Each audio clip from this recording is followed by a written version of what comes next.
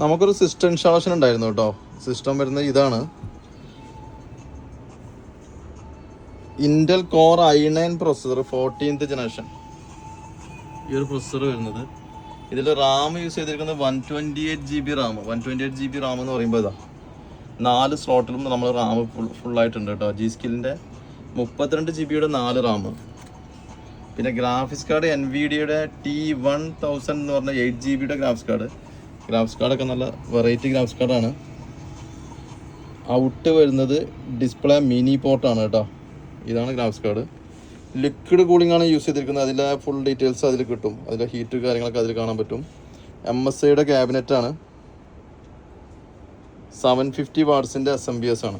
അത്യാവശ്യം നല്ല പെർഫോമൻസ് ഉള്ള സിസ്റ്റമാണ്. ഇതുപോലത്തെ സിസ്റ്റങ്ങളൊക്കെ വേണമെങ്കിൽ നമ്മളെ കോൺടാക്ട് ചെയ്യണം. നമ്മളിതിപ്പോൾ ഒരു 4-5 നമ്മളിതിപ്പോൾ ഒരുമിച്ച് സെറ്റ് ചെയ്തു. ഇതിപ്പോൾ ഇന്നൊരു കസ്റ്റമർക്കുള്ളതാണ്.